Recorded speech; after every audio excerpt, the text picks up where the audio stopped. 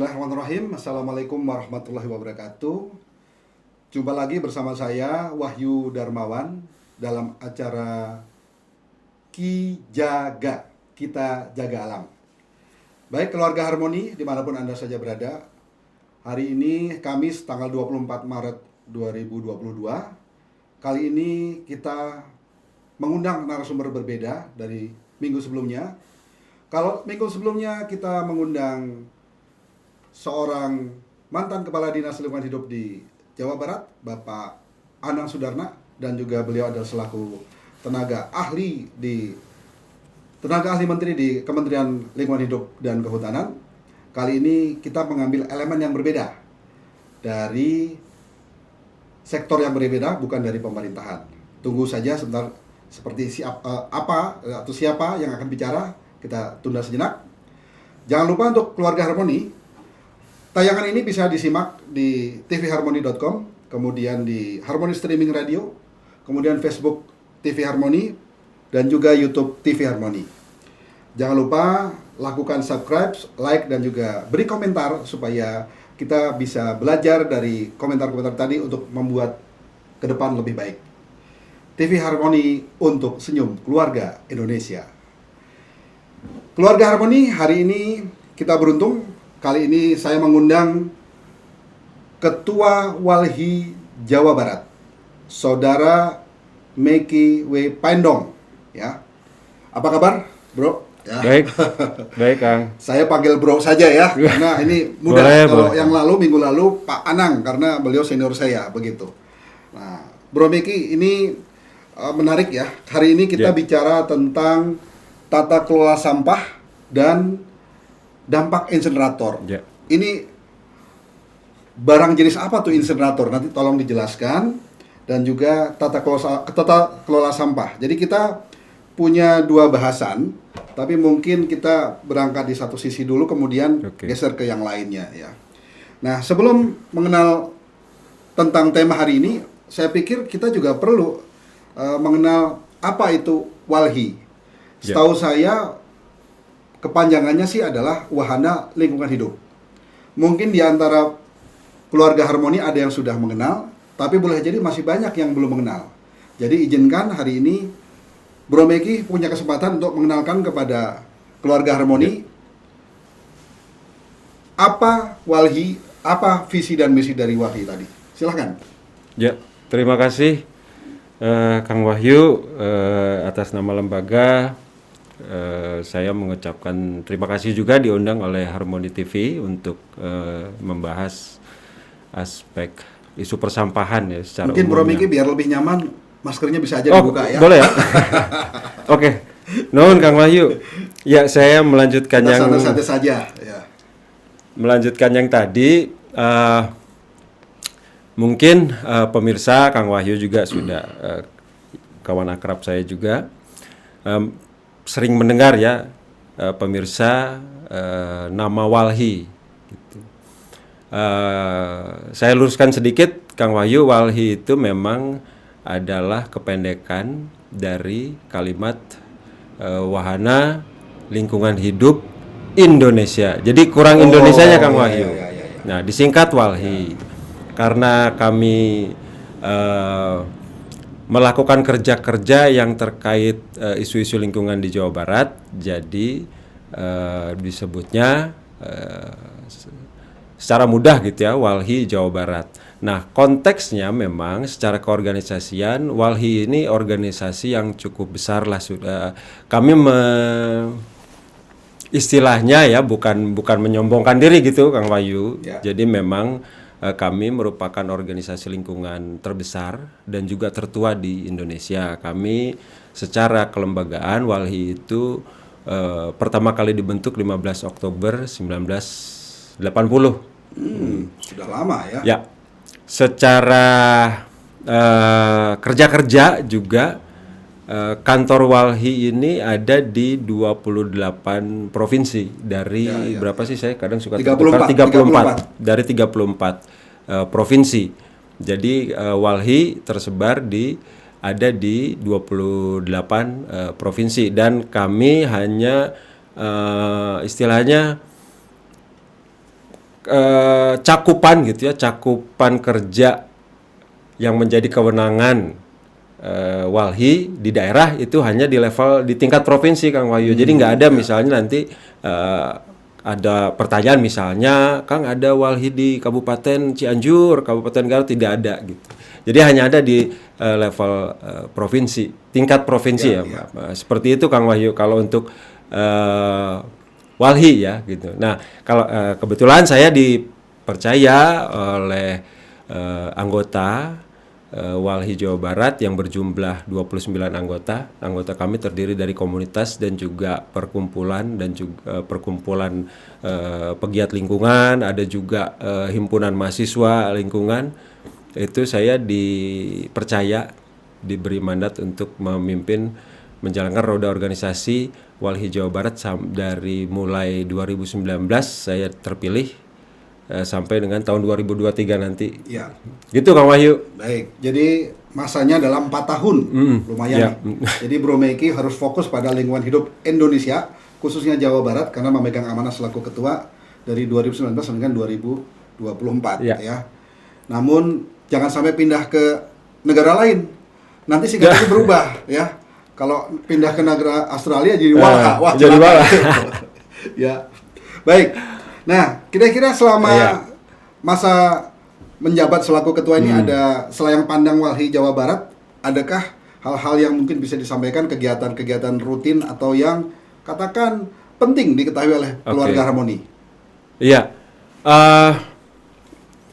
dari selayang pandang gitu ya, selayang pandang terkait kerja-kerja yang dilakukan Walhi, karena memang perlu kami informasikan juga Kang Wahyu, ke Kang Wahyu sendiri dan juga ke publik, ke masyarakat. Jadi apa yang dikerjakan oleh Walhi Jawa Barat sebenarnya juga itu berbasis kepada mandat dari anggota gitu Kang Wahyu.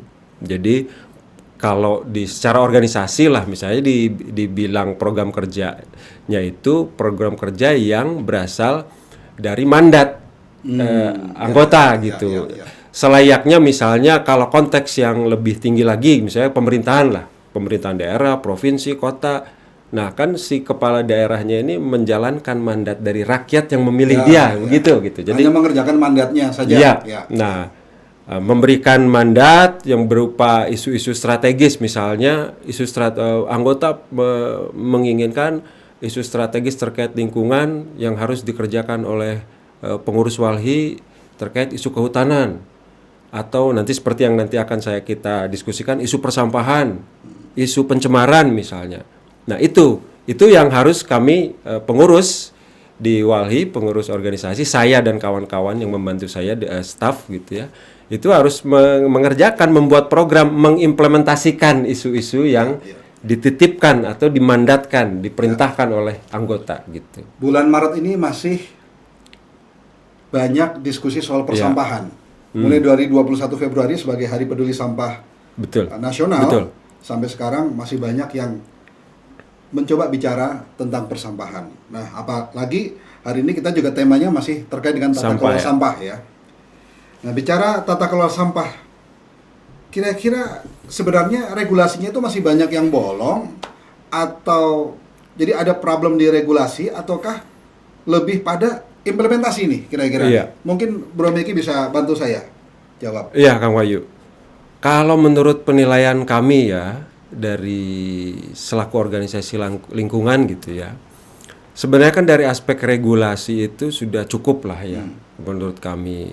Dari mulai undang-undang induknya gitu yang terkait lingkungan, Undang-Undang 32 2009 itu satu progres yang baik di saat kita sebagai yang menjalankan kehidupan bernegara, pemerintah dan negara udah punya undang-undang itu. Lalu ditambah lagi dengan yang terkait persampahan sudah ada undang-undang sampah gitu ya. Belum lagi misalnya turunan-turunannya di beberapa daerah bahkan ada yang sudah mengimplementasikan atau membuat perda-perda yang lebih tematik lagi, misalnya pengurangan kantong plastik, penggunaan styrofoam gitu. Jadi menurut kami sudah cukup itu dijadikan basis sandaran gitu ya, pedoman. Nah, cuman kan itu tadi menurut kami yang masih lemah memang di tataran operasional. Implementasinya itu masih sangat lemah ya. Baik kita harus kami jujur, baik pemerintah, para pemangku kebijakan, juga kita sebagai publik gitu ya, posisi kita sebagai publik dan organisasi misalnya. Jadi konkretnya seperti itu, masih lemah diimplementasi menurut kami gitu. Kita akui bahwasanya kalau untuk masalah sampah nih ya, kita nggak bisa lepas libat, ini ibarat pihak tertentu saja yang bertanggung jawab. Kita sebagai katakan manusia yang juga produksi sampah, kita pun perlu bertanggung jawab terhadap sampah-sampah kita ya. Nah, betul. Bro Meki, ini ada yang menarik. Tadi juga kalau udah disinggung tentang plastik dan sebagainya, itu kan berarti masuk Pergub dan Perda. Jadi kelihatannya di Jawa Barat soal regulasi sudah bisa dikatakan memadai ya. Tinggal implementasi yang memang masih jauh panggang dari api, mungkin begitu ya. Nah, by the way begini, kalau kondisi seperti ini, tingkat kritisinya Walhi Jawa Barat kira-kira sama nggak dengan walinya yang di pusat tuh, yang katakan di Indonesia? Dalam hal ini apakah satu nafas juga dan juga satu komitmen kebijakan begitu? Atau mungkin bisa beda-beda deh gitu? Kira-kira gimana nih? Karena kami organisasi juga tetap ada struktural gitu ya. Tentunya sama Kang Wahyu. Sama. Cuman mungkin tinggal di level pengawalan dari aspek regulasi misalnya. Regulasi. Seperti misalnya begini. Salah satu contoh lah pengalaman kami melakukan gugatan misalnya ya. Gugatan terkait Perpres, saya lupa. Perpres pertama terkait percepatan pembangunan pembangkit listrik tenaga sampah. Nah, itu kan Perpres ya. Nah, karena gugatannya ini dilakukan di Jakarta gitu ya. Jadi ya yang meliding gitu, yang mengkoordinir itu Walhi di pusat, Walhi nasional gitu. Walhi nasional. Nah, Kota Bandung kan masuk juga dalam Perpres itu gitu. Jadi ada beberapa Surabaya, Solo waktu yang pertama ya, Perpres pertama percepatan itu. Bandung, Solo, Surabaya, lalu ada Makassar, 7 kota waktu itu.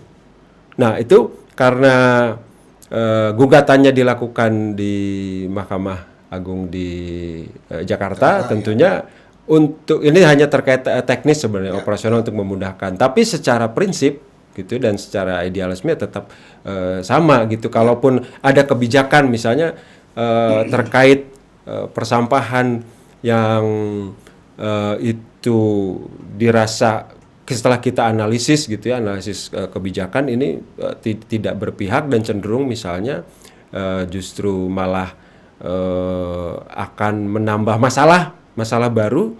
Biasanya kawan-kawan di eksekutif nasional kami sebutnya Walhi nasional ini yang melakukan intervensi di sana gitu. Ya, jadi bagi keluarga Harmoni apabila hari ini kita bertemu dengan Ketua Jawa Barat itu sudah mewakili kebijakan dari Walhi secara keseluruhan begitu ya. Betul.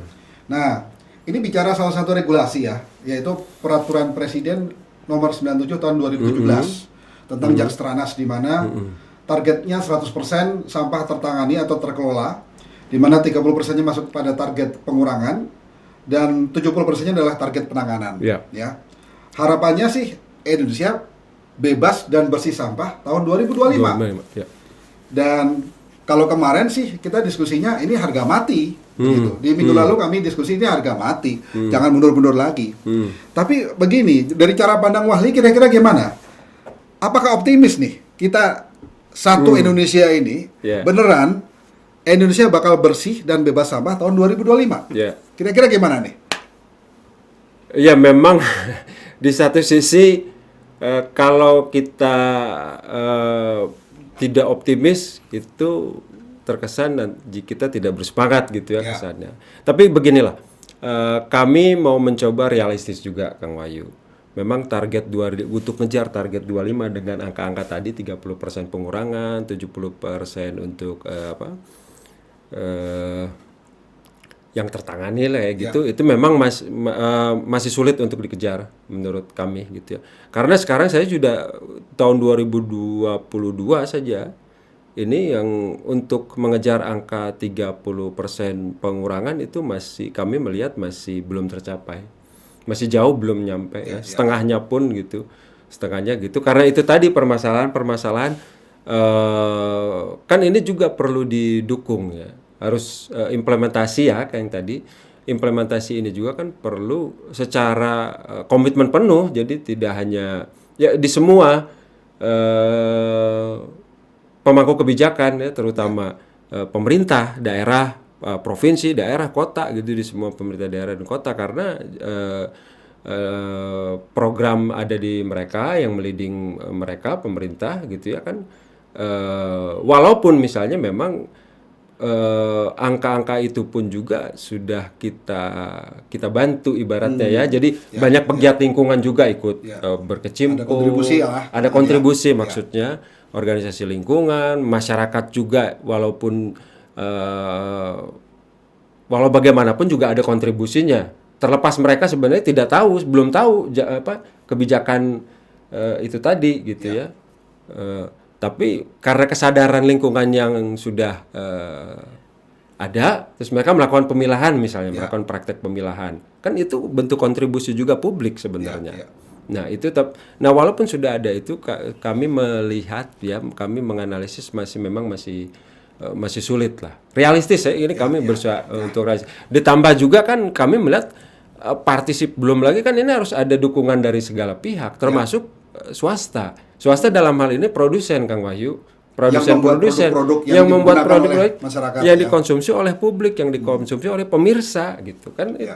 Mereka tidak boleh lepas tangan gitu ya. Masa tanggung jawabnya ada di kita gitu, mentang-mentang kita yang jajan, kita yang beli, lalu pas setelah kita sadar, oh ini jadi sampah, kita harus tanggung jawab memang gitu. Tapi produsen juga harus bertanggung jawab begitu. Baik. Jadi ini bagi keluarga Harmoni adalah warning benar nih ya. Tantangan luar biasa besar. Kita juga menjadi produsen dari sampah tadi.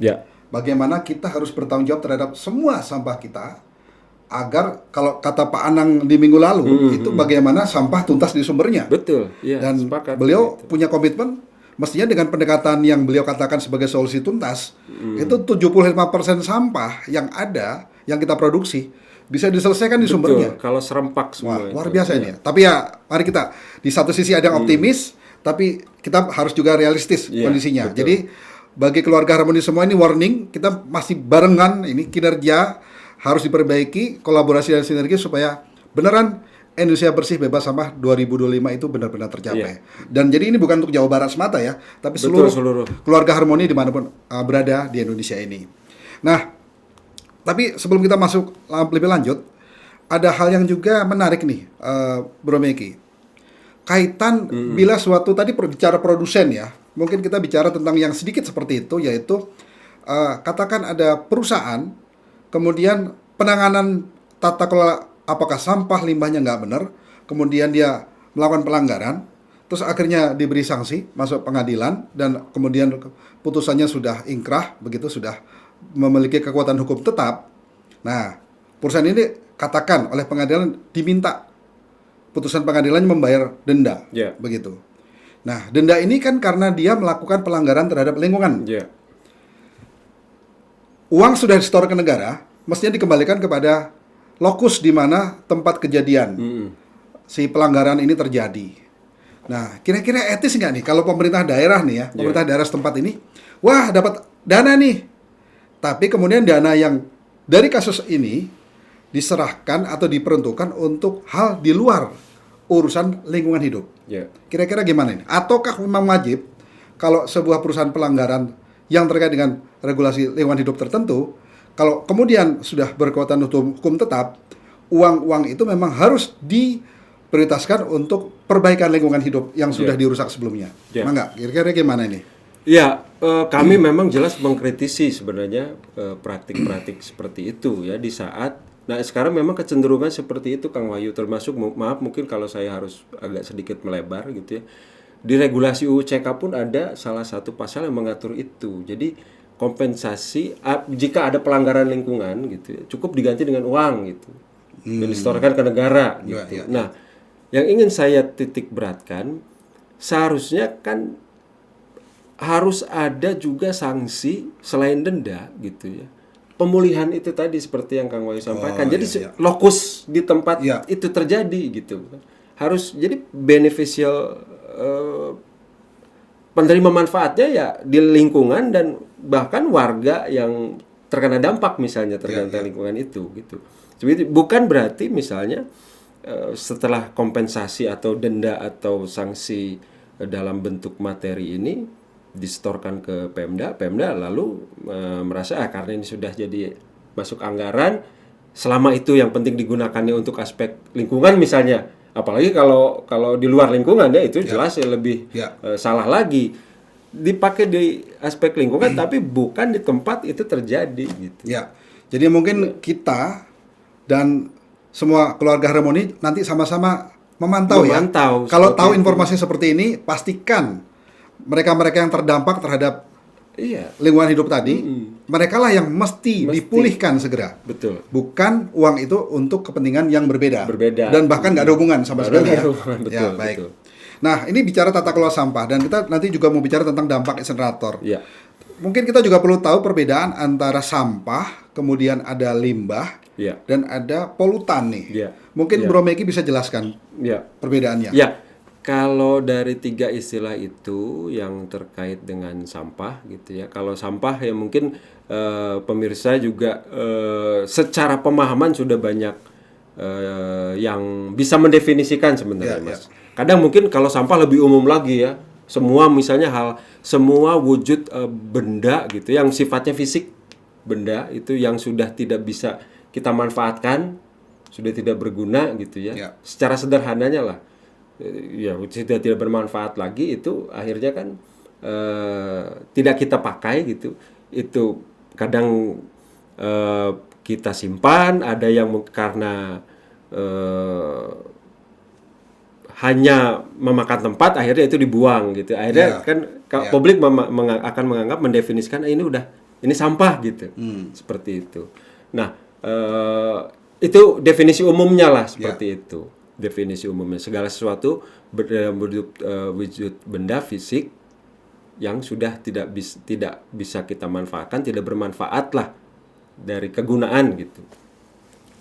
Nah, kalau limbah ini, limbah juga kalau berdasarkan kita mengacu ke regulasi gitu ya, limbah ini bisa kita definisikan terkait limbah-limbah yang itu sifatnya bahasa infeksius yang lebih sederhana tuh, yang sifatnya menularkan yang berbahaya, menularkan gitu. Ada berbahaya karena menular. Ya, di regulasi itu ada jenis-jenis limbah, diantaranya limbah infeksius, lalu ada juga limbah bahan beracun berbahaya gitu ya, yang sebenarnya dia tidak menular tapi dia mempunyai efek racun sebenarnya, gitu sebenarnya. Nah, itu secara umum lah, sederhananya seperti itu yang bisa didefinisikan.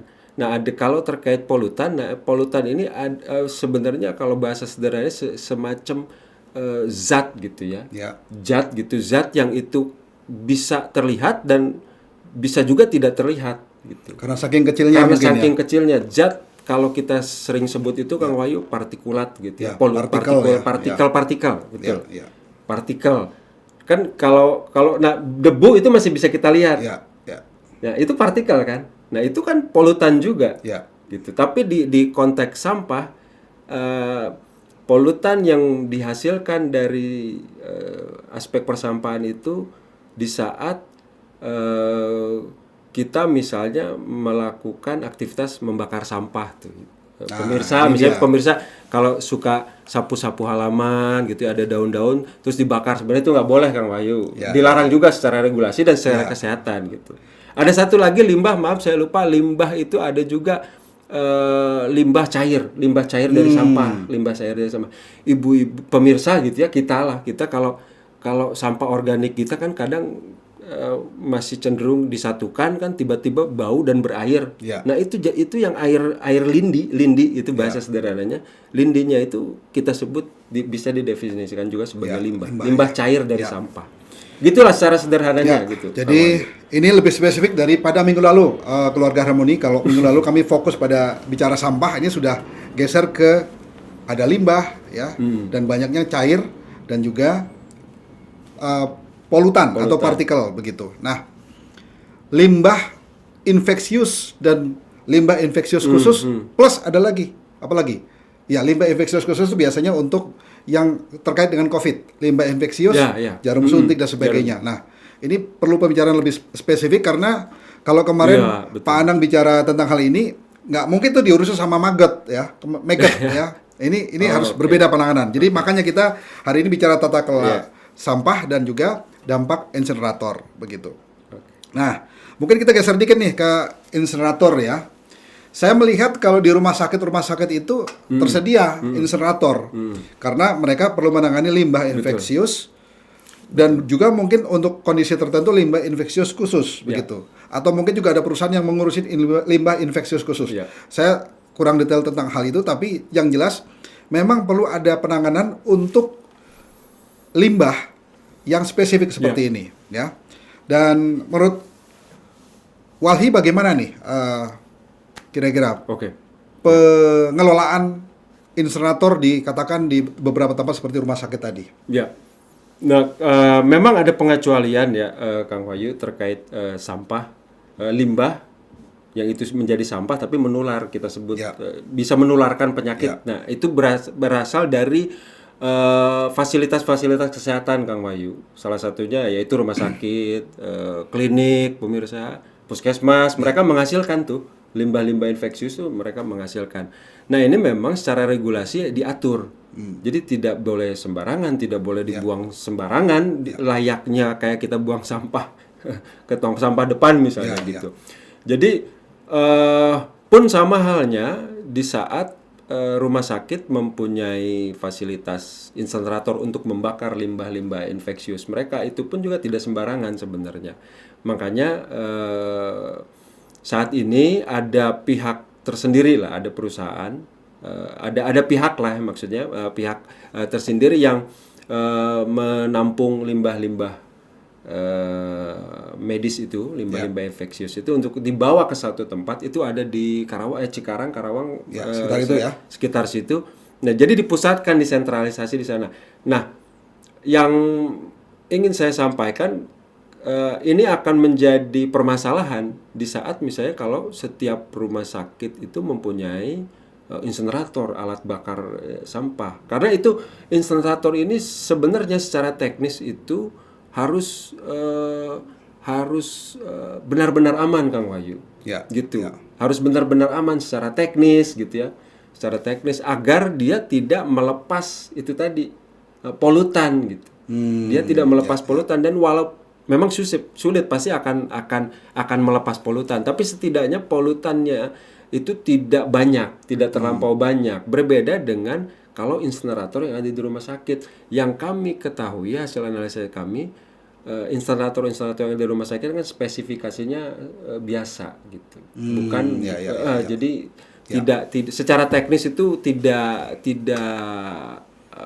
belum tidak layak sebenarnya untuk dikategorikan sebagai insenerator yang aman misalnya, walaupun kami beranggapan belum aman juga, belum dapat aman juga seperti itu. Ya, jadi ini menjadi semacam pembelajaran bagi Keluarga Harmoni ya. Nah, saya juga pernah mendengar ada yang membedakan secara gampang saja. Ada yang beneran insenerator, ada yang sebenarnya hanya tungku bakar. Nah, ini kira-kira bagaimana nih, Bro Megi? Nah, betul. Bisa dijelaskan pada saya? Betul, Kang Wahyu. Jadi kalau kembali ke yang tadi, bisa kami simpulkan kalau yang di rumah sakit ya, kalau kasus itu sebenarnya tungku bakar karena dia hanya memasukkan limbah-limbah medisnya itu ke dalam satu ruangan dan itu dibakar, gitu ya, dipantik. Sampai hancur, benar-benar hancur. Nah, itu makanya kami sebut itu sebagai tungku bakar. Kalau insenerator itu seperti yang saya sampaikan tadi ke Kang Wahyu, dia spesifikasinya detail, dia secara teknis lah ya. Ya sederhananya yang bisa saya sampaikan itu kalau insenerator khusus itu dia ada 3 ruang Kang Wahyu, ada 3 chamber, ada 3 tahap gitu sampai terus filternya juga wah bener-bener berapa lapis kasarnya gitulah. Gitu. Ya. Nah ini yang terjadi sekarang fenomena di saat istilah insenerator ini dianggap satu istilah yang high tech gitu, akhirnya diadopsi oleh publik yang mempunyai kemampuan teknis lah mungkin punya kemampuan teknis lalu menciptakan satu alat untuk memusnahkan sampah yang itu mereka anggap sebagai salah satu solusi sampah gitu ya. Padahal sih sebenarnya kalau dilihat secara teknis itu bukan insenerator, itu ya kami bahasakan istilahkan sebagai tungku bakar karena tidak ada proses filter, tidak ada ruang-ruang gitu kalau bahasa teksnya itu chamber gitu, ruang-ruang yang itu tahapan untuk mereduksi, mengurangi si polutan itu tadi. Gitu. Kalau begitu beginilah, ini gambaran saya. Mungkin bisa saja saya salah ya. Keluarga Harmoni perlu membedakan mana yang benar-benar tungku bakar, mana yang beneran juga insenerator. Ya. Jadi ini akan sulit nih kalau yang awam ya. Betul. Jadi kita harus memastikan bertanya kembali bahwasanya yang mana insenerator, yang mana tungku bakar. Dan untuk urusan penanganan tadi mestinya insenerator. Nah, tapi sebelum kita bicara detail ini, kita mau menantikan dulu yang lewat satu ini, ya. Silakan.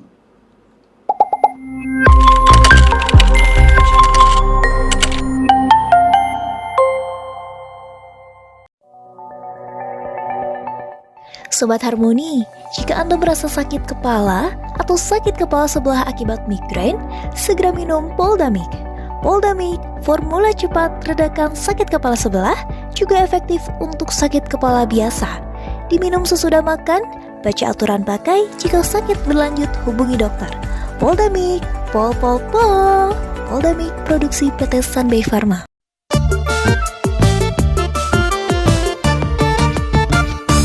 Kena flu, hidung bisa buntu, pilek, rezeki jadi mampet, apalagi tambah sakit kepala, panas dingin meriang jadi demam. Kena flu, minum Sanaflu, kena flu, minum Sanaflu. Kena flu, hidung bisa buntu, pilek, rezeki jadi mampet, apalagi tambah sakit kepala, panas dingin meriang jadi demam. Kena flu, minum Sanaflu, kena flu, minum Sanaflu. Produksi Sunbay Pharma. Baca aturan pakai. Jika sakit berlanjut hubungi dokter. Perhatikan peringatan dan kontraindikasi. Tidak melebihi dosis yang dianjurkan. Kena flu, minum Sanaflu.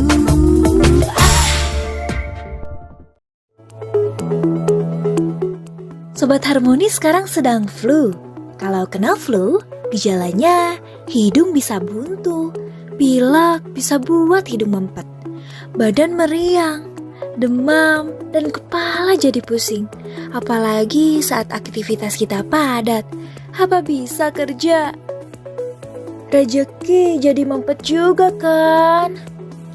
Segera minum obat flu. Jangan biarkan gejala-gejala flu bertambah parah.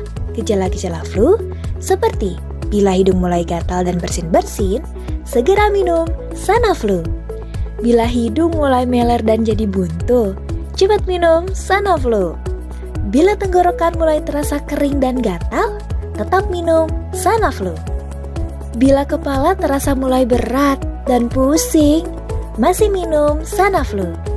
Bila badan mulai meriang dan jadi demam, minum Sanaflu juga. Sanaflu juga diformulasikan efektif untuk atasi flu yang membandel, namun tidak menyebabkan kantuk, sehingga Sobat Harmoni bisa tetap kerja, rezeki tetap lancar. Jadi, Sobat Harmoni tidak usah ragu lagi. Kena flu, minum Sanaflu. Sobat Harmoni, jika Anda mencari kecap manis sedap, lezat, nikmat, dan aromanya mengundang selera, cocok digunakan untuk masakan Sunda, sate, batagor, dan lainnya, pilihlah kecap manis Cap Noni, produksi Kertasari, Kota Bandung. Kecap manis Cap Noni, rasanya paling dinanti. Sobat Harmoni, sudah hadir kecap manis Cap Sumpit Mas, produksi Kertasari, Bandung. Cocok digunakan untuk bakso tahu dan mie baso karena kecapnya kental dan manis. Kecap manis Cap Sumpit Mas bisa Anda dapatkan di Jalan Astana Anyar nomor 141 Kota Bandung. Telepon 022 420 1240. Kecap manis Cap Sumpit Mas, rasanya pas. Assalamualaikum warahmatullahi wabarakatuh. Saya Lina Marlina Rujhan, istri dari Wakil Gubernur Jawa Barat Kang UU Rujhanul Ulum, mengajak kita semua untuk bersama menjadi bagian dalam mencerdaskan kehidupan bangsa melalui pemberantasan buta huruf Al-Quran Braille. LSM Umi Maktum Voice membuka mata hati menghadirkan Al-Quran di dalam hati. Assalamualaikum warahmatullahi wabarakatuh. A'udzu billahi minasyaitonir rajim. Aida kunna idoman nahirah. Saya Iim Masrifah sebagai koordinator penerima Al-Quran Braille untuk daerah Jawa Barat, Jawa Tengah, dan Sulawesi Selatan, juga Kalimantan, mengucapkan terima kasih. Mudah-mudahan bermanfaat untuk kami semua. Bismillahirrahmanirrahim. Setelah bersama kita berikan 300 set Al-Quran Braille, kembali kita bersiap untuk membagikan 1000 set Al-Quran Braille bagi 1000 insan tunanetra Ramadan 1443 Hijriah. Insya Allah dengan Rp55.000 kita bisa berwakaf 1 juz dari 30 juz Al-Quran Braille. Kunjungi kantor layanan wakaf Al-Quran Braille Umi Maktum Voice, Jalan Pasir Salam nomor 31A Bandung. Untuk layanan jemput wakaf Al-Quran Braille, telepon atau WhatsApp 022 522 8552. Rekening wakaf Al-Quran Braille Bank Mandiri 13.000 14.000 999 atas nama LSM Umi Maktum Voice. Umi Maktum Voice membuka mata hati menghadirkan Al-Quran di dalam hati. A'udzu billahi minasyaitonir rajim. Aida kunna idoman nahirah. Saya Iim Masrifah sebagai koordinator penerima Al-Quran Braille untuk daerah Jawa Barat, Jawa Tengah, dan Sulawesi Selatan, juga Kalimantan, mengucapkan terima kasih. Mudah-mudahan bermanfaat untuk kami semua. Bismillahirrahmanirrahim. Setelah bersama kita berikan 300 set Al-Quran Braille, kembali kita bersiap untuk membagikan 1000 set Al-Quran Braille bagi 1000 insan tunanetra Ramadan 1443 Hijriah. Insya Allah dengan Rp55.000 kita bisa berwakaf 1 juz dari 30 juz Al-Quran Braille. Kunjungi kantor layanan wakaf Al-Quran Braille Umi Maktum Voice, Jalan Pasir Salam nomor 31A Bandung. Untuk layanan jemput wakaf Al-Quran Braille, telepon atau WhatsApp 022 522 8552. Rekening wakaf Al-Quran Braille Bank Mandiri 13.000 14.000 999 atas nama LSM Umi Maktum Voice. Umi Maktum Voice membuka mata hati menghadirkan Al-Quran di dalam hati. Sobat Harmoni, telah tersedia kecap 3 telur ayam, membuat makanan jadi lebih lezat dan nikmat. Untuk Anda pecinta kuliner, ganti sekarang juga kecap Anda dengan kecap 3 telur ayam. Kecap 3 telur ayam membuat makanan jadi lebih lezat dan nikmat. Wow, pedasnya mantap. Sobat Harmoni, cobain deh.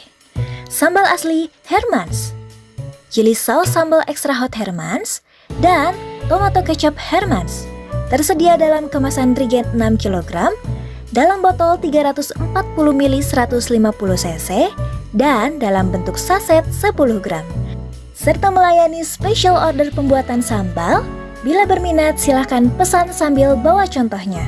Dan jangan lewatkan setiap makan lengkap dengan chili saus sambal extra hot Hermans dan tomato kecap Hermans diproduksi oleh PT Kertasari Food. Pokoknya, mantap pedesnya.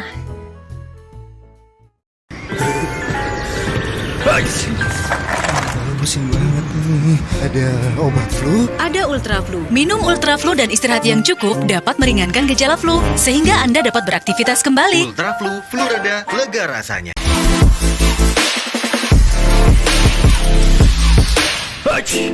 Hidung mampet, badan meriang. Tenang, ada Ultra Flu. Ultra Flu, flu reda, lega rasanya.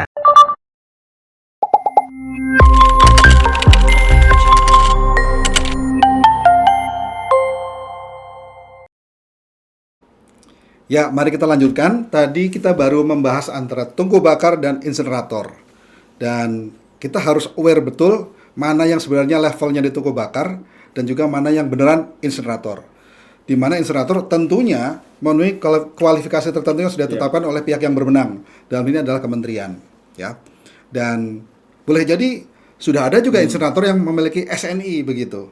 Mungkin kita nggak permasalahkan yang sudah ditetapkan oleh pihak yang berwenang. Tapi yang menjadi problem adalah yang belum mencapai level tersebut, tapi kemudian banyak pihak menyatakan ini adalah insenerator. Kira-kira penjelasan detail dari Bro Meki gimana soal ya itu tadi tungku bakar dan insenerator dan perbedaan spesifiknya antara yang ini sih dikelompokkan kepada tungku bakar, yang ini beneran kualifikasi insenerator dan memang katakan bahkan sudah ber-SNI begitu. Iya, memang kalau menurut sepengetahuan kami Kang Wahyu belum ada regulasi yang mengatur itu gitu ya, belum ada mengatur khusus spesifik gitu ya. Seperti halnya kalau kita bandingkan dengan misalnya pembangkit listrik yang berbahan bakar batu bara seperti itu. Nah, secara spesifikasi kami juga sebenarnya masih mempertanyakan gitu ya, label SNI ini berdasarkan apa gitu. Karena kalau itu tadi kalau dibandingkan kami melihat secara fisik itu ya masih memberikan dampak gitu, masih memberikan dampak, dia akan memberikan dampak polutan, belum lagi residu ya, residu menghasilkan kan itu nggak benar-benar hilang, sampah itu kan pasti ada abu tuh, abu yang kita sebut residu. Nah lalu di saat itu memiliki akhirnya di misalnya ya KLHK atau stakeholder terkait memberikan label SNI. Nah ini kita juga mempertanyakan gitu atas dasar apa SNI ini diberikan untuk si produk insenerator ini atau tungku bakar ini misalnya. Kalau saya sih lebih cenderung sebutnya lewat tungku bakar. Nah seperti itu. Itu sebenarnya menjadi terus terang kami juga menjadi pertanyaan ya, karena karena tidak ada kejelasan SNI-nya ini berdasarkan regulasi apa atau hanya misalnya perhitungan kalkulasi teknis dari kementerian misalnya Kementerian Lingkungan Hidup. Tapi kan itu menurut kami juga masih cacat sebenarnya kalau tidak ada regulasi yang mengatur itu. Jadi harus ada regulasi yang secara teknis mengatur tungku bakar yang sekarang marak diproduksi kalau menurut kami ya seperti itu. Secara teknis itu ya termasuk sampai bagaimana kemampuan misalnya si alat ini, si tungku bakar ini untuk mereduksi. Karena penelitian sudah banyak penelitian yang memberikan hasil. Jangankan tungku bakar, sekelas insenerator canggih pun masih mengeluarkan racun, Kang Wahyu. Seperti itu. Racun dari aktivitas pembakaran, dari wujud fisik benda sampah-sampah yang dibakar itu plastik segala macam gitu ya. Itu masih memberikan efek tidak terfilter, itu saya tidak terfilter. Apalagi ini tungku bakar. Nah, ini sebenarnya kami mempertanyakan itu gitu ya, label-label SNI gitu, karena tidak terlepas misalnya pun nanti ada misalnya gitu ada regulasinya gitu, kita juga akan mencermati ini regulasinya memang regulasi pengetatan atau untuk memberikan kelonggaran gitu, karena kami meyakini teknologi membakar sampah itu pasti akan memberikan mengeluarkan polutan gitu. Nah, tapi di lain pihak begini, kalau saya berpikir sebagai pengelola rumah sakit ya. Sebagai pengelola rumah sakit kan kita ingin memastikan protap kita ngikutin regulasi yang sudah ditetapkan oleh kementerian tertentu atau negara inilah begitu. Nah, kemudian pada satu waktu dia menyadari, oh ternyata yang dipakai oleh kami selama ini tungku bakar. Terus beliau meminta kepada negara ini, kira-kira spek seperti apa nih yang sudah dianggap lebih baik daripada tungku bakar yang mereka gunakan selama ini. Kemudian dia semacam cross check, oh ini barang jauh lebih baik, dan dinyatakan oleh katakan lembaga berwenang ini memang kelompok insenerator ya, dan bahkan sudah beresin pula begitu. Nah, limbah ini kan tidak menunggu nih, tidak bisa nunggu, harus segera diberesin begitu, sehingga pengelola memutuskan ya sudah investasi untuk mengubah tungku bakar tadi menjadi insenerator yang dinyatakan oleh kementerian tertentu yang memang punya kewenangan dalam hal ini untuk kemudian menggunakan hal tadi ya. Nah, di satu sisi dia sudah melakukan niatan untuk naik level lah begitu. Betul, Nah, tapi di lain pihak ini keluarga harmoni saya pikir mungkin kita mudahkan saja nanti. Kalau kita nih awam nih, mungkin lebih mudah nyebutnya begini. Ada kelompok insenerator dan ada kelompok non insenerator. Nah, kelompok insenerator meskipun katakan masih agak menjadi debatable begitu ya. Tapi paling tidak itu sudah lebih baik daripada non insenerator. Sehingga kita tidak lagi mengenal istilah tungku bakar. Kita lebih pas nyebutnya non-insenerator dan insenerator. Nah, kira-kira sebagai pengelola rumah sakit nih, yang memang dia harus melakukan tugasnya sesuai kewenangan sebagai pengelola rumah sakit, tapi juga harus mengikuti regulasi yang ada. Niatan seperti tadi itu kira-kira dianggap bagaimana nih? Dia sudah mengubah dari tungku bakar menjadi insenerator yang katakan memang diizinkan oleh negara ini. Kalau ilustrasi seperti itu, menurut pendapat saya memang bisa terjadi, tapi begini Kang Wahyu, pengadaan dan pengoperasian insenerator yang benar-benar insenerator yang kita bahas tadi itu sangat mahal Kang Wahyu, karena dia selain membutuhkan biaya operasional yang tinggi, dia juga kan harus ada biaya pemantauan si polutan ini harus dia bertanggung jawab, dia harus bertanggung jawab itu, dan itu belum bisa dilakukan di lab yang ada di negara kita ini, Indonesia ini. Setahu saya pemeriksaan polutan dioksin dan furan itu hanya ada di labnya itu, salah satunya di Cekoslovakia, dan itu satu sampel itu waduh harganya jutaan gitu. Nah, kan maksudnya begini, saya membayangkan mungkin bahasanya sederhananya nggak mungkin lah akan berinvestasi ke situ ya si rumah sakit. Lebih mudah dia misalnya menghentikan operasional non inseneratornya, biayanya ya dia gunakan untuk membayar pihak ketiga yang sudah berlisensi mengambil limbah-limbah infeksius mereka yang memang kenyataannya dimusnahkan juga lewat insenerator, tapi pihak ketiga ini, tapi yang sudah insenerator yang pihak ketiga ini yang itu tadi kita bahas yang sudah canggih gitu, yang sudah spesifikasinya khusus untuk memusnahkan limbah-limbah infeksius begitu. Jadi ini saya bicara lagi dari sisi pengelola rumah sakit. Bagaimana misalnya kalau ya seperti masker ini kan sayang juga nih kalau dibakarnya di pihak ketiga begitu. Nah, seandainya dia sudah menerapkan ya sudah kalau memang harus insenerator yang terbaik yang menurut negara itu bisa berikan dan katakan beresendi pula dan memang mau uangnya memadai, rumah sakit mengolah itu sendiri. Tapi di luar yang biasa-biasa saja tetap menggunakan pihak ketiga.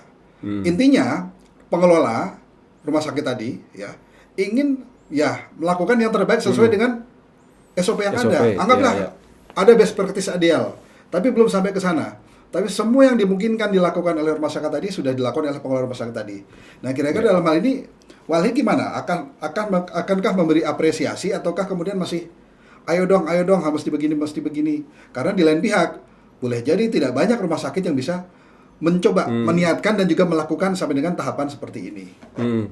Ya, tentunya kan kita mendorong pihak rumah sakit atau fasilitas-fasilitas kesehatan juga mereka memperhatikan gitu ya, limbah-limbah mereka, karena selain limbah medis, terkadang Kang Wahyu, saya agak melebar sedikit, terkadang juga fasilitas mereka masih suka abai. Dalam arti gini loh, ada limbah medis yang tercampur dengan limbah biasa, akhirnya itu jadi limbah infeksius juga, jadi masuk gitu. Jadi ada bekas suntik misalnya menyatu dengan kertas gitu. Ya sebenarnya kertasnya itu habis bekas apa gitu ya. Karena nggak terpilah, ya karena itu tuh kebiasaan belum biasa terpilah. Jadi yang seharusnya maksudnya kertas ini dia buang di yang tong sampah yang khusus, bukan limbah medis dan bukan limbah infeksius, dia buang ke dalam yang limbah medis. Nah, begitu nanti ada pemilahan kan, si pemilah ini tidak tahu bahwa itu udah nempel dengan limbah medis gitu. Nah, jadi ada kebiasaan, saya mengasih ilustrasi gitu. Pada saat gitu. Jadi memang harapannya tentunya kami yang mengapresiasi gitu rumah sakit yang sudah melakukan praktek-praktek seperti yang disampaikan Kang Wahyu tadi, karena membandingkan dengan yang itu tadi gitu, saya ada praktek seperti itu, ada ya secara umum lah ya kelembagaan rumah sakit, walaupun pelakunya kan ya si pengurus gitu ya.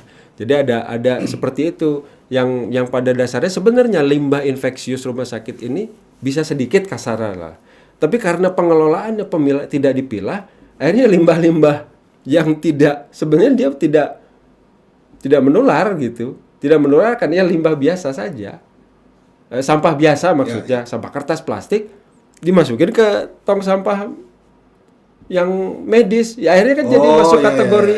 Betul. Begitu pas dipilah, oh ini mah plastik atau ini kertas, padahal udah nempel gitu, udah nempel dengan jarum suntik misalnya. Itu tuh praktek itu masih terjadi ya. Masih terjadi. Ya, itulah. Gitu. Jadi, tapi tetap kami apresiasi kalau kalau ada rumah sakit yang sampai misalnya tadi Kang Wahyu sampaikan, pengelola rumah sakit bakal senang nih kalau awalnya mau apresiasi mereka. Tapi saya percaya mereka juga niatkan untuk mengejar, karena itu bagaimanapun berdampak pada pelayanan dan juga komitmen si customer kepada rumah sakit itu untuk menjadi rumah sakit tetapnya mereka. Nah, kira-kira selain rumah sakit apalagi nih yang biasa menggunakan insenerator nih? Di mana saja nih? Katakan apakah perusahaan tertentukah yang memerlukan insenerator selain rumah sakit? Kalau sepanjang pengamatan kami memang insenerator ini identiknya masih rumah sakit ya. Rumah sakit, dan kalau sekarang sih memang sudah di luar yang non insenerator, Kang Wahyu, di luar non insenerator. Jadi saya masih mengambil definisi yang di rumah sakit itu non insenerator ya. Itu di rumah sakit, dan juga di kalangan publik ini sudah mulai tren gitu. Udah mulai tren non insenerator ini yang kita bilang tadi tungku bakar. Tapi kalau insenerator itu masih yang insenerator khusus ini sejauh ini memang digunakan di satu tempat itu tadi, ada satu perusahaan yang khusus dia mengelola limbah medis gitu. Selain itu sih kami, sepengetahuan kami belum ada. Tapi yang non insenerator ini yang banyak sebenarnya. Tapi kalau inseneratornya khusus itu selain yang di tempat pengolahan ya, pemusnahan lah, kita sebut pemusnahan limbah medis dari rumah-rumah sakit itu baru di sana yang di Karawang itu Jasa Medifest itu. Jasa Medifest. Selain itu sih saya belum ini ya. Ini ada yang menarik nih. ini kan kaitan sama optimisme terhadap Indonesia bersih dan bebas sampah di 2025. Ya. Di lain pihak, pemerintah daerah punya kewenangan untuk melakukan apapun agar itu tercapai. Ya. Tapi siapa tahu mereka berpikir pragmatis nih. Berpikir pragmatisnya bagaimana? Ya sudah aja lah. Anggaran yang ada dialokasikan untuk beli non-insenerator cukup banyak supaya sampahnya memang habis di hulu. Ya. Tapi ujung-ujungnya penggunaan menghabiskan sampah itu bukan dengan pendekatan yang lain, tapi penggunaan non-insenerator untuk menghabiskan sampahnya. Padahal kemarin di minggu lalu Pak Anang Sudana sudah menyampaikan komitmen bahwasanya 75% sampah asalan itu bisa tuntas di sumbernya. Jadi tinggal 25% lagi nanti diurus dengan pendekatan tertentu sehingga pada akhirnya memang dimungkinkan tuntas. Nah, tapi siapa tahu pragmatisme ini masih bakal muncul pada saat ini tenggat sudah makin pendek nih, solusinya nggak jelas, akhirnya itu menjadi semacam opsi yang masih mungkin untuk dilakukan. Nah, kira-kira gimana nih? Apa perlu kita semacam wanti-wanti dari sekarang nih? Oh ya. Betul Kang Wahyu. Ya itu perlu sekali kita wanti-wanti dari saat ini gitu ya. Karena kan begini, tidak hanya dari aspek kesehatan dan lingkungan sebenarnya. Kalau biaya yang penanganan gitu ya, penanganan aspek persampahan ini semua karena pragmatisme itu tadi semua dibelanjakan untuk pengadaan alat non insenerator gitu ya. Nah, tidak hanya dari aspek kesehatan dan lingkungan, dari aspek teknis pembiayaan juga itu kami meyakini itu pasti akan rugi gitu. Karena bagi pengelola dan bagi pengelola terutama dan bagi Pemda. Jadi maksudnya gini, sederhananya gini lah, membeli alat yang itu pasti bakal rusak gitu dalam waktu cepat.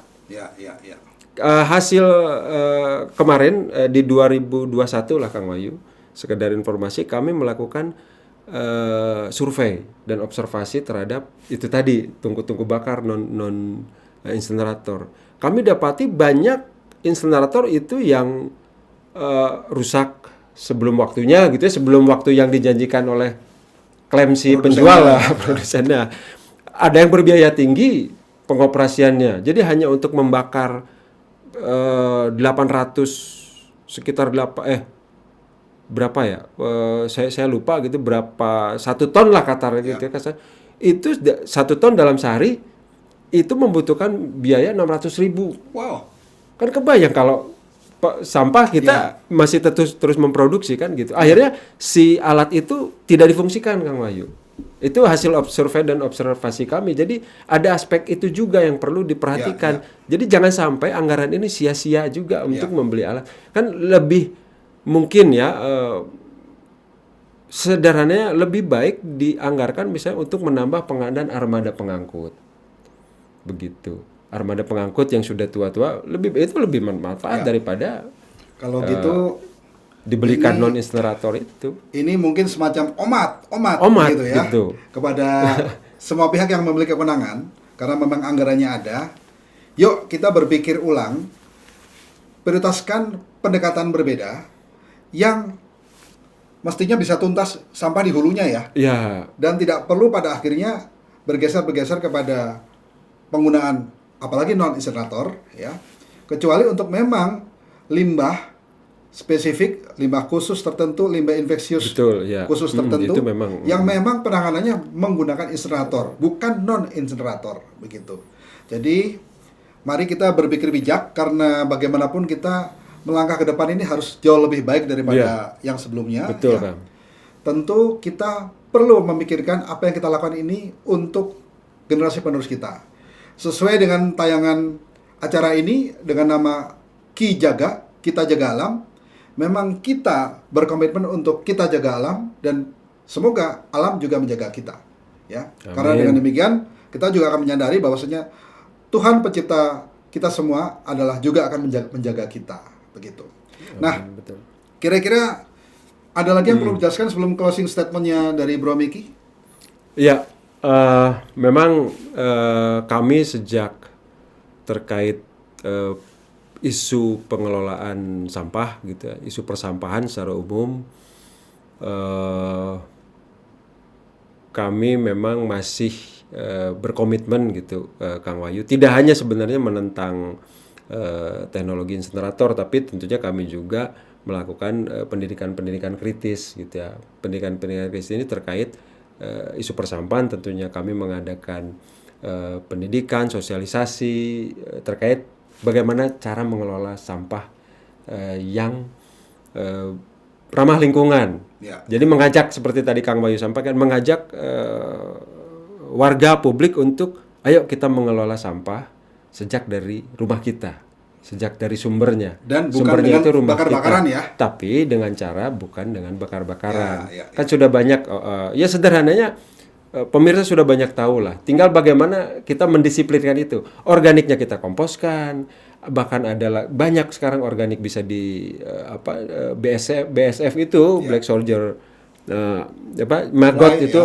Black Soldier Fly yang maggot ya, istilah maggot seperti itu. Kalau berbasis teknologi biodigester itu untuk menangani sampah organik gitu ya.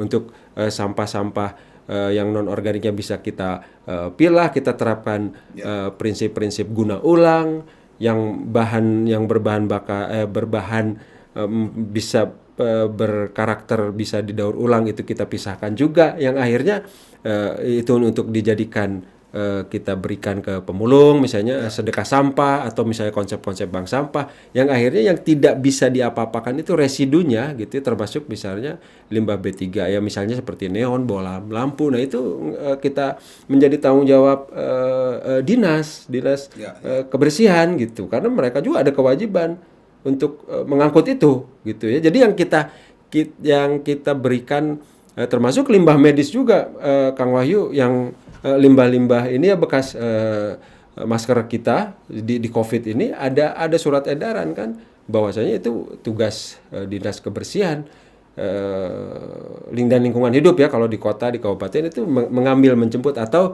kita sendiri bisa memberikan ke mereka. Jadi kerja-kerja seperti itu yang kami praktikan dan kami kampanyekan. Jadi kami tidak bosan-bosannya. Selain itu juga pemilahan sampah, kita juga mengkampanyekan gaya hidup mengurangi sampah. Gaya hidup ya, kita tidak lagi misalnya memproduksi sampah. Ya sederhananya pemirsa sudah banyak tahu lah ya, kita kurangi kantong plastik, kita kurangi beli air minum kemasan, kita bawa sendiri dari rumah nih botol kemasan kita. Itu kan salah satu praktek pengurangan sampah juga. Kita misalnya peka juga, pas mau jajan ngelihat si penjualnya tidak pakai styrofoam, lebih baik kita bawa ini sendiri dari rumah begitu, wadah sendiri dari rumah. Praktik-praktik seperti itu Kang Wahyu yang kami kampanyekan gitu ya dan kerjakan. Ya, terima kasih Bro Meki ya. Jadi menarik sekali ini kita bicara tentang tata kelola sampah dan kemudian juga dampak insenerator, dan sekarang semoga keluarga Harmoni makin tercerahkan ya. Jangan lupa bagi keluarga Harmoni, minggu lalu kami sudah menayangkan di Kijaga tayangan sebelumnya tentang solusi tuntas menangani atau menjinakkan bom waktu yang bernama sampah ya. Keluarga Harmoni bisa simak di tvharmoni.com, kemudian Harmoni Streaming Radio, di Facebook TV Harmoni, dan juga YouTube TV Harmoni. Saya berharap jangan lupa untuk melakukan subscribe, kemudian juga like, plus komentar nih. Komentar kita tunggu nih, supaya banyak responnya, kemudian kita bisa mencarikan para narasumber berikutnya yang berkualitas ya. Karena bagaimanapun TV Harmoni adalah TV Harmoni untuk senyum keluarga Indonesia ya. Nah, keluarga Harmoni, saya tadi sudah menyimak banyak dari Bro Meki. Saya juga mencatat ini, bicara tentang proses pendekatan ramah lingkungan tadi. Untuk bicara pengomposan saja, saya mencatat setidaknya ada beberapa metode pengomposan. Ini saya sebut saja nih ya, saya bacakan. Ada biodigester, ada biopori, ada takakura, ada komposter, meskipun agak lama katanya ya. Kemudian ada wasima, ada metode loseda ya, lodong sesa dapur ya. Kemudian ada bata terawang, ada open windrow, ada indoor, ada metode HIP, ada metode Bangalore, ada metode Berkeley, dan bahkan ada metode vermicompost dengan cacing begitu. Nah, ini cukup banyak ya metode pengomposan. Jadi nggak perlu pakai non-insinerator ataupun insinerator, dan juga nggak perlu bakar-bakaran ya. Jadi kalau selama ini keluarga Harmoni masih suka bakar-bakaran untuk sampahnya, bahaya itu, jangan. Setidaknya dihindari karena jelas ada polutan. Polutan itu partikel halus yang pada akhirnya sedikit banyak akan mempengaruhi kepada infeksi saluran penyakit atas begitu ya. Nah, terima kasih Bro Meki sudah melakukan literasi kepada kami di keluarga Harmoni. Semoga Walhi tetap terus konsisten mengawal lingkungan hidup Indonesia dan khususnya Jawa Barat ya. Dan nantikan tayangan kami selanjutnya, Ki Jaga, kita jaga alam. Semoga apa yang kami sajikan kepada keluarga Harmoni bermanfaat, dan jangan lupa komentarnya. Kami Wahyu Darmawan dan Bro Meki W. Paendong izin mundur diri. Terima kasih. Assalamualaikum warahmatullahi wabarakatuh. Waalaikumsalam.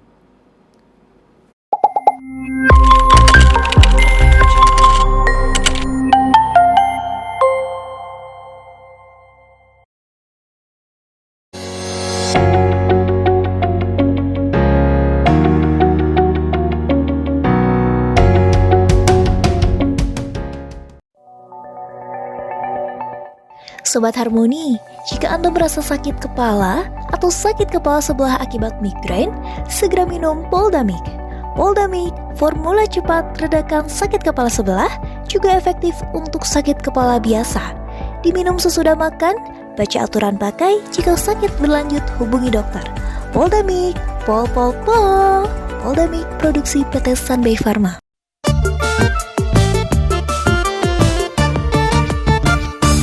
Kena flu, hidung bisa buntu, pilek, rezeki jadi mampet, apalagi tambah sakit kepala, panas dingin meriang jadi demam. Kena flu, minum sana flu, kena flu, minum sana flu. Kena flu, hidung bisa buntu, pilek, rezeki jadi mampet, apalagi tambah sakit kepala, panas dingin meriang jadi demam. Kena flu, minum sana flu, kena flu, minum sana flu. Produksi Sunbay Pharma. Baca aturan pakai. Jika sakit berlanjut hubungi dokter. Perhatikan peringatan dan kontraindikasi. Tidak melebihi dosis yang dianjurkan. Kena flu, minum sana flu.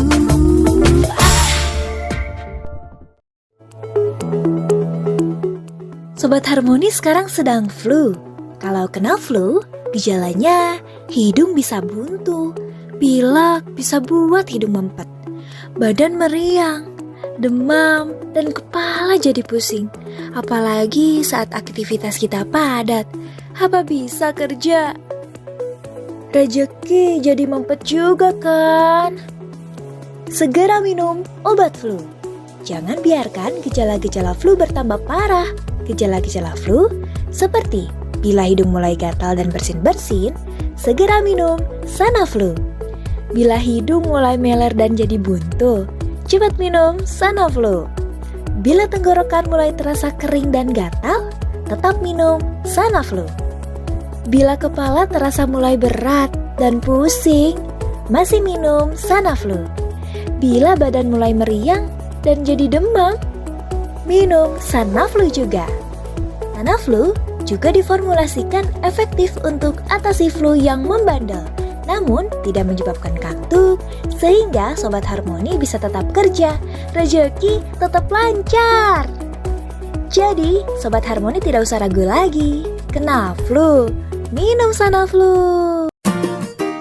Sobat Harmoni, jika Anda mencari kecap manis sedap, lezat, nikmat, dan aromanya mengundang selera, cocok digunakan untuk masakan Sunda, sate, batagor, dan lainnya, pilihlah kecap manis Cap Noni, produksi Kertasari, Kota Bandung. Kecap manis Cap Noni, rasanya paling dinanti. Sobat Harmoni, sudah hadir kecap manis Cap Sumpit Mas, produksi Kertasari, Bandung. Cocok digunakan untuk bakso tahu dan mie baso, karena kecapnya kental dan manis. Kecap manis Cap Sumpit Mas bisa Anda dapatkan di Jalan Astana Anyar nomor 141 Kota Bandung. Telepon 022 420 1240. Kecap manis Cap Sumpit Mas, rasanya pas. Assalamualaikum warahmatullahi wabarakatuh. Saya Lina Marlina Rujhan, istri dari Wakil Gubernur Jawa Barat Kang UU Ruzhanul Ulum, mengajak kita semua untuk bersama menjadi bagian dalam mencerdaskan kehidupan bangsa melalui pemberantasan buta huruf Al-Quran Braille. LSM Umi Maktum Voice membuka mata hati menghadirkan Al-Quran di dalam hati. Assalamualaikum warahmatullahi wabarakatuh. A'udzu billahi minasyaitonir rajim. Aida kunna idoman nahirah. Saya Iim Masrifah sebagai koordinator penerima Al-Quran Braille untuk daerah Jawa Barat, Jawa Tengah, dan Sulawesi Selatan juga Kalimantan mengucapkan terima kasih. Mudah-mudahan bermanfaat untuk kami semua. Bismillahirrahmanirrahim. Setelah bersama kita berikan 300 set Al-Quran Braille, kembali kita bersiap untuk membagikan 1000 set Al-Quran Braille bagi 1000 insan tunanetra Ramadan 1443 Hijriah. Insya Allah dengan Rp55.000 kita bisa berwakaf 1 juz dari 30 juz Al-Quran Braille. Kunjungi kantor layanan wakaf Al-Quran Braille Umi Maktum Voice, Jalan Pasir Salam nomor 31A Bandung. Untuk layanan jemput wakaf Al-Quran Braille, telepon atau WhatsApp 022 522 8552. Rekening wakaf Al-Quran Braille Bank Mandiri 13.000 14.000 999 atas nama LSM Umi Maktum Voice.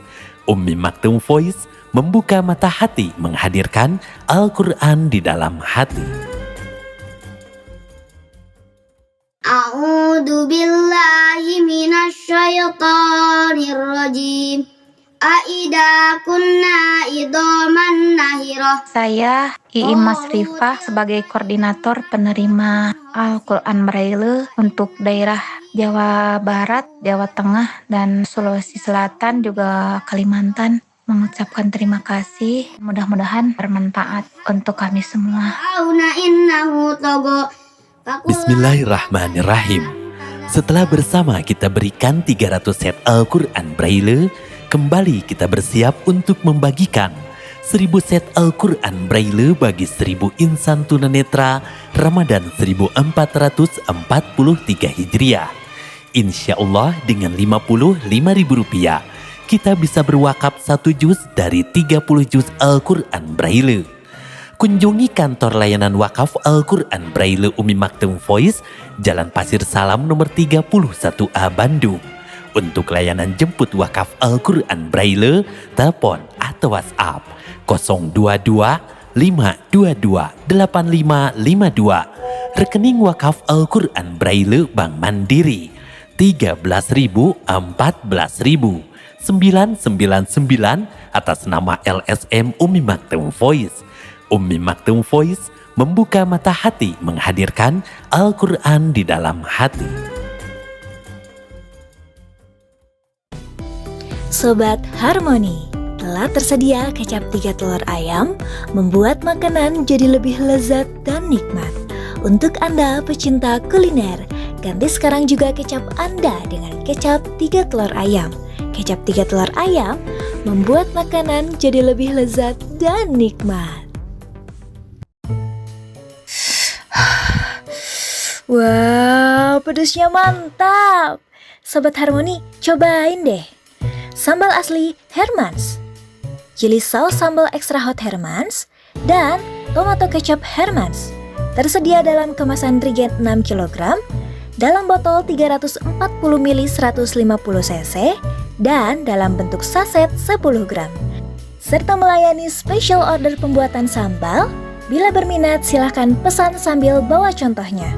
Dan jangan lewatkan setiap makan lengkap dengan chili sauce sambal extra hot Hermans dan tomato kecap Hermans diproduksi oleh PT Kertasari Food.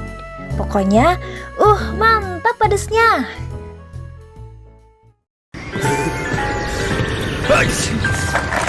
Pusing banget nih. Ada obat flu? Ada Ultraflu. Minum Ultraflu dan istirahat yang cukup dapat meringankan gejala flu, sehingga Anda dapat beraktivitas kembali. Ultraflu, flu reda, lega rasanya.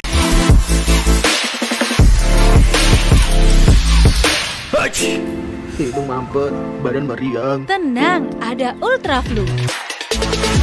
Ultraflu, flu reda, lega rasanya.